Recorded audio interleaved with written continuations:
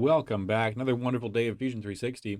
We're going to take a look at two very important tools that you will use all the time. I use them all the time. They are staples of Fusion, and they do wonderful things, but they do them in very different ways, even though they might look the same in the long run.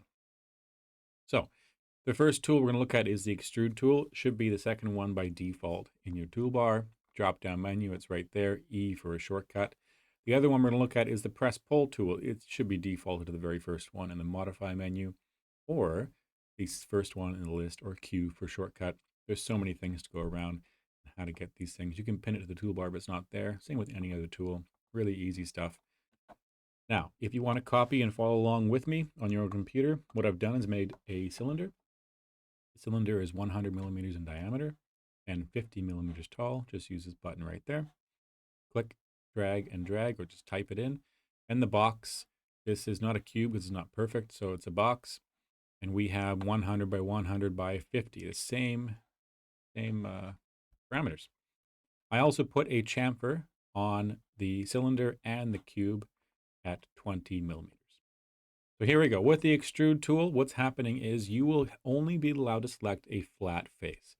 So every single face on this box, including the chamfer, is flat. It is a flat surface with two directions, but on a 2D plane technically. The cylinder is a bit different. I can select the top, I can select the bottom. You can see it kind of highlighting there, in and out. But I am not allowed to select the curved edges. Even though it's a chamfer, just like this one, it's curved and I can't use it.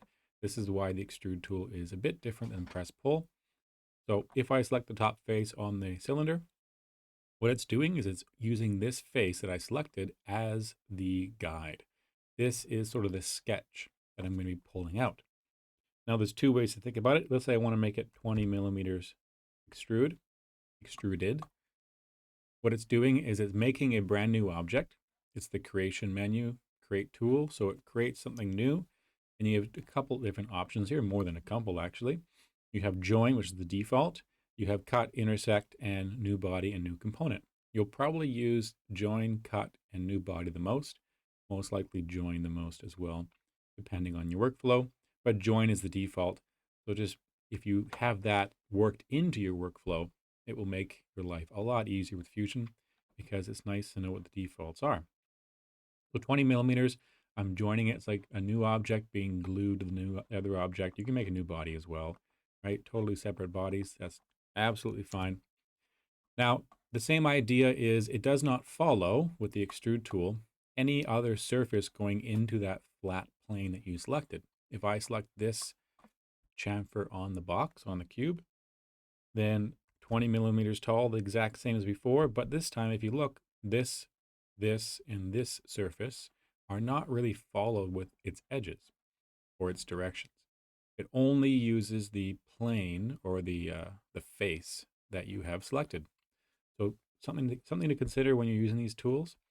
And that's basically it for the extrude tool. Nothing fancy, nothing secret. The press pull, however, has a whole bunch of different functions, and this is dependent on how you're going to use it. So first things first, if I select that same flat surface, it also lets me select the edges, which is sort of the secret tool inside. I'll talk about that in a second. Select this flat surface. What it's doing is it's taking the entire object, but this is considered the direction that we will be changing. Not the surface we'll be adding to or using as sort of a guide. It's the surface becomes the direction. So I have positive with the arrow going up, or negative is the opposite of the arrow. Let's say I go up positive 20. The entire object is pulled up 20. It's pulled up an entire 20 millimeters, even though I selected just this face. Now the chamfer is not changed because chamfer is its own modified. You can adjust that modify. I'll show you in a second as well. But it's just something to consider that if you have a modifier on an object, then the press pull will not necessarily adjust that modifier. It will only adjust everything else. It will only adjust a singular created object. So up 20, it's right there. Now I kept this because the next thing about the press pull is that it saves everything you do. It's kind of like the history function down here. So this was their offset plane, which is the press pull. If I go here again and click on the exact same face, you can see that that 20 is still there, meaning I can change it to 5. If I made a mistake and I went too far, I can change it to 5. Or I can change it to 30, even higher. Or I can go actually negative 20 and go even smaller.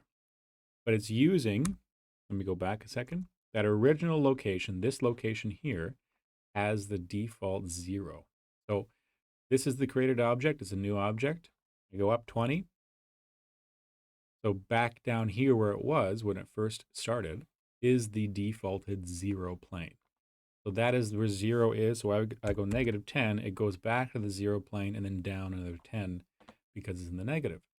So consider that when you're using it. The other thing is you can also select any surface. Doesn't matter if it's curved or not. Watch this. Now I select the chamfer. And because the chamfer is also a modify, you can see that the 20 is there because that was a 20 millimeter chamfer. I can now adjust the chamfer to 25. And it doesn't change anything else but that modifier. So that's something else to consider as well. Modifiers are sort of saved as a history function down here as well, but it's a bit different than the direct history. Let's say I change this to a 25. It's still not adding a history function because what I'm doing is this is all saved under one single offset plane until I make something new happen. Then it will make a brand new offset plane in the history. So it's a bit of a learning curve to do with how these things are ordered back and forth. If I go over here to the same thing, right, that 20 for chamfer is still there. But if I take this, which is 50, I don't know why that was supposed to be an extrude. Interesting. That's new for me. Either way, let's go 60, and it's all there for you. I'm guessing that the box, the third command, was a modify for some reason. Next thing, let's say I modified this, which I did. So you can see that there's 20 millimeter modifier right there. If I select this object and I copy it, here's a little quirk. Copy, Command C or Control C, and then Control or Command V. Drag it over, just get it out of the way. Now I have two of the exact same objects. Here's where it gets really confusing sometimes. And this is where you can really mess up your complicated objects, complicated creations in Fusion. Is the original, the OG is what my students call it, is really important because that sort of determines what happens to the rest of the copies, especially with modifiers. So watch this. This is still 20. I haven't changed it. I just copied it over here. This is a brand new object. If I press pull this, it says 0 because nothing has changed. But here's what's interesting. Watch this. I change it to 30, they both change. Change it to 50, they both change. The original affects all its copies back and forth. And this is where you have to do something like paste new, and which I'll show you in a second what that is. But the next thing is, watch this now. This has a 0 modifier because it's technically its own object. It doesn't have any modifications yet. Let's make this 30 millimeters taller. Go back to the original. It's still 20. But if I put in an extra 20, 40, the other one adds this to it, including its additional modifier I just changed. It's all these extra steps that you kind of have to keep in your mind. So be careful when you're copying too many objects with, lots and lots of modifiers. It's going to mess you up. Next thing is I have the secret inside of PressPull. If I go to the edge here, watch the toolbar. It's going to default over to fillet or fillet, the fillet of fish, which is what my students also call it. So if I have a 10 millimeter fillet, it happens like a normal fillet, but it just came from the press pull function, which is, I think it's kind of odd myself because in the modify menu, the fillet has an F as a shortcut. The chamfer has nothing, but the press pull will default to fillet for some reason if you select an edge.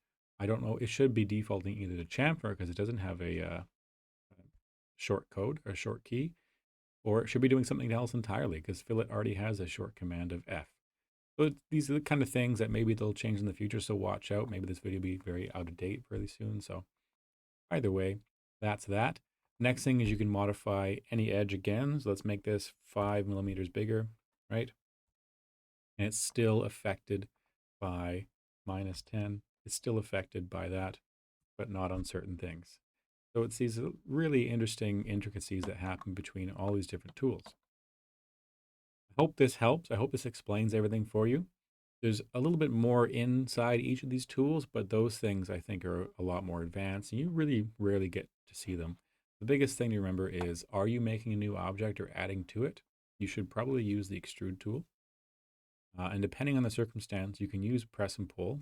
I use this quite a bit, but it depends on what the object is and how I'm expanding it or enlarging it or adjusting it, depending.